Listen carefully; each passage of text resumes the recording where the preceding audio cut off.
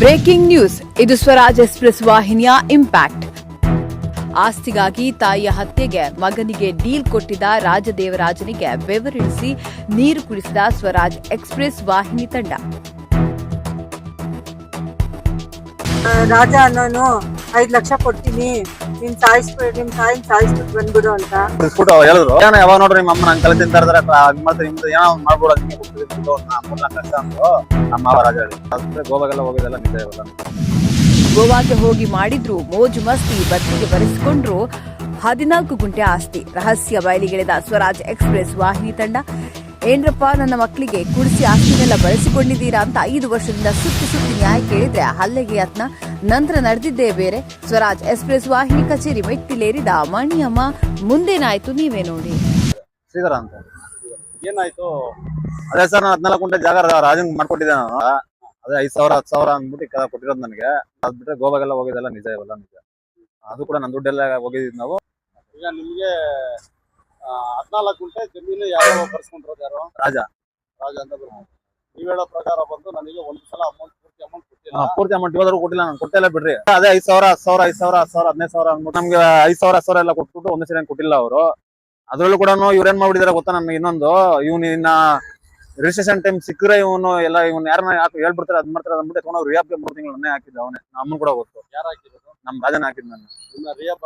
ರಿಯಾಬ್ಗೆ 3 ತಿಂಗಳು 102 ದಿನ ರಿಯಾಬ್ ಹೊಡೆದ್ಬಿಟ್ಟು ನಾನು 102ನೇ ದಿನಕ್ಕೆ ಅವತ್ತು ನಾನು ರಿಲೀಸ್ ದಿನಾನೇ ರಿಜಿಸ್ಟ್ರೇಷನ್ ಕರ್ಕೊಂಡ್ ಬಂದಿದ್ದ ದಿನಾನೇ ಕೊಂಡ್ಕೊಂಡ ಸಬ್ ಆಫೀಸ್ಗೆ ಅಲ್ಲಿ ರಿಲೀಸ್ ಮಾಡಿಸ್ಕೊಂಡು ಕರ್ಕೊಂಡ್ಬಂದಿದ್ದು ನಾನು ಇಲ್ಲಿಗೆ. ಅಲ್ಲಿವರೆಗೂ ನಾನು ಅವ್ರ ಆಚೆ ಕೂಡ ಬಿಡ್ತಾರಲ್ಲ ಓಡಾಡೋದು. ರಿಯಾಬ್ ಡೈರೆಕ್ಟ್ ಆಗಿ ರಿಜಿಸ್ಟ್ರೇಷನ್ ಆಫೀಸ್ಗೆ ಬಂದಿದ್ದು ನಾನು. ಮನೆಗೂ ಹೋಗಿಲ್ಲ, ಯಾರಿಗೂ. ನನ್ನ ಹತ್ರ ಫೋನ್ ಇಲ್ವಲ್ಲ ಅವಾಗ. ನನ್ನ ಹತ್ರ ಫೋನ್ ಇಲ್ಲ. ಬರ ಆಯ್ತು ರಿಲೀಸ್ ಆಯ್ತು ಬರ ಅಂದ. ಕೊಂಡ್ಕೊಂಡ ಕ್ರಾಸ್ ಸಿಗ್ನಲ್ ನಮ್ಮ ಮಾವನೇ. ಕೊಂಡ್ಕೊಂಡ ರಾಜು ಅವರು ಕೊಂಡ್ಕೊಂಡ ಕ್ರಾಸ್ ಸಿಗ್ನಲ್ ಕೊಂಡ್ಕೊಂಡಕ್ಕೆ ಬಂದಿದ್ದಕ್ಕೆ ಸಬ್ ಆಫೀಸ್ ಅಂತ ಇಲ್ಲಿ ಬಂದಿರೋದು. ಇನ್ನು ಟೈಮ್ ಬಂದಿದ್ದಕ್ಕೆ ಇಲ್ಲ, ಇವತ್ತು ರಿಜಿಸ್ಟ್ರೇಷನ್ ಬಂದ್ಬಿಟ್ಟು ರಿಯಾಬ್ ಕರ್ಕೊಂಡ್ ಬಂದ ದಿನನೇ ನನ್ನ ರಿಜಿಸ್ಟ್ರೇಷನ್ ಮಾಡ್ಕೊಂಡಿದ್ದೆ. ಇಲ್ಲ, ಯಾರು ಒಬ್ರು ಡೈರೆಕ್ಟ್ ಆಗಿ ರಿಜಿಸ್ಟ್ರೇಷನ್ ಆಫೀಸ್ಗೆ ಕರ್ಕೊಂಡ್ ಬಂದ್ಬಿಟ್ಟು ಅಲ್ಲೇ ಕೊಂಡ್ಕೊಂಡೆ ಪೊಲಿಟಿಷನ್ ಪಕ್ಕನೆ.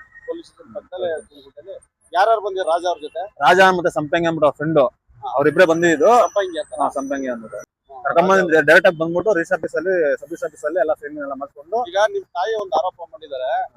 ರಾಜ ಅನ್ನೋರು ನನ್ ಮಗನ್ ಹೇಳ್ಬಿಟ್ಟು ನನಗೆ ಕೊಲೆ ಮಾಡ್ಸೋದಕ್ಕೆ 5 ಲಕ್ಷ ಕೊಡ್ತೀನಿ, ಹೊಡೆದಾಕ್ತೀನಿ ನಿಮ್ಮ ಅಮ್ಮನಿಗೆ ಅಂತ ಹೇಳ್ಬಿಟ್ಟು ನಿಮ್ ತಾಯಿ ಅವ್ರೊಂದು ಆರೋಪ ಹೇಳಿದ್ ನಿಜಾನೇ ಕುಡಿಸ್ಬಿಟ್ಟು ಹೇಳಿದ್ರು.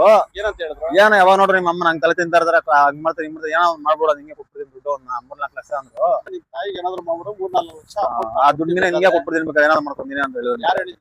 ನಮ್ಮ ಮಾವ ರಾಜ ಹೇಳಿದ್ರು. ಅದು ಅವ್ರ ಹೆಂಡತಿ ಕೂಡ ನಾನು ಯಾವಾಗ ಹೋದ್ರು ಕೂಡ ಮನೆಗೆ ಎಣ್ಣೆ ಹಾಕೊಂಡು ಹೋಗ್ತಿದ್ದೆ. ಇದು ಅವ್ರ ಹೆಂಡತಿ ಕೂಡ ನೋಡಪ್ಪ ಇಷ್ಟು ತಗೊಂಡಿದ್ದು ಅಂದ್ಬಿಟ್ಟು ಒಂದು ದೊಡ್ಡ ಡೈರಿ ಎಲ್ಲ ಬರ್ಕೊಂಡಿದ್ರು ಅವ್ರು. ನನ್ನ ಹೆಸರು ಮಣಿಯಮ್ಮ ಅಂತ. ನನ್ನ ಊರು ಬಂದು ಕೆಂಬತ್ತಹಳ್ಳಿ, ಬನ್ನೇರ್ಘಟ್ಟ ರೋಡ್ ಕೆಂಬತ್ತಹಳ್ಳಿ ಅಂತ. ನನಗೆ ರಾಜ ಅನ್ನೋನು ನಮ್ಮ ಮಕ್ಳಿಗೆ ಮೋಸ ಮಾಡಿ ಕುಡಿಸಿ ಜಮೀನು ಇದು ಮಾಡ್ಕೊಂಡಿದ್ರು. ಆಮೇಲೆ ನನ್ಗೆ ಹೆಲ್ಪ್ ಮಾಡೋರು ಯಾರು ಇಲ್ಲ ಅಂತ ಸ್ವರಾಜ್ ಎಕ್ಸ್‌ಪ್ರೆಸ್ ಟಿವಿ ಚಾನಲ್ ಬಂದೆ. ಅವ್ರು ನನಗೆ ತುಂಬಾ ಹೆಲ್ಪ್ ಮಾಡೋದು, ನ್ಯಾಯ ಕೊಡಿಸಿದ್ರು. ಸಂಬಂಧಪಟ್ಟ ಅಧಿಕಾರಿಗಳ ಹತ್ರ ಕರ್ಕೊಂಡೋಗಿ ಅವ್ರನ್ನ ಕರೆಸಿ ಅದೆಲ್ಲ ಹೇಳಿ ಅವ್ರ ಕಡೆಯಿಂದ ನನಗೆ 30-40 ಸೈಟ್ ಕೊಡಿಸಿದ್ರು. ಅವ್ರಿಗೆ ತುಂಬಾ ಧನ್ಯವಾದಗಳು ಹೇಳಕ್ ಇಷ್ಟಪಡ್ತೀನಿ.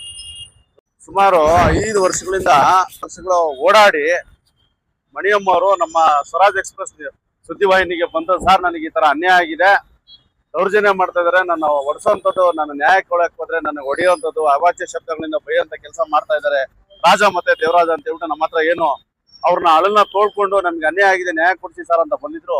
ನಾವು ಅವ್ರ ಹತ್ರ ಇರ್ತಕ್ಕಂಥ ಮಣಿಯಮ್ಮರ ಹತ್ರ ಏನಿತ್ತು ದಾಖಲೆಗಳು, ಆ ದಾಖಲೆಗಳನ್ನ ಸಂಬಂಧಪಟ್ಟ ನಮ್ಮ ವಕೀಲರು ಹೈಕೋರ್ಟ್ ನ ವಕೀಲರಿಗೆ ನಾವು ತೋರಿಸಿ ಇವರಿಗೆ ಅನ್ಯಾಯ ಆಗಿದೆ ಅಂತ ನಾವು ಅದನ್ನ ಕನ್ಫರ್ಮ್ ಮಾಡ್ಕೊಂಡು ದೃಢಪಡಿಸ್ಕೊಂಡು, ಆಮೇಲೆ ಏನು ರಾಜ ದೇವರಾಜ ಅನ್ನೋರು ಏನಿದ್ದಾರೆ ಇವ್ರ ಮಕ್ಳ ಹತ್ರ ಕೂಡಿಸಿ ಅವ್ರನ್ನ ಜಮೀನ ಬರ್ಸ್ಕೊಳ್ಳೋಂತ ಕೆಲಸ ಮಾಡ್ಕೊಂಡಿದ್ರು.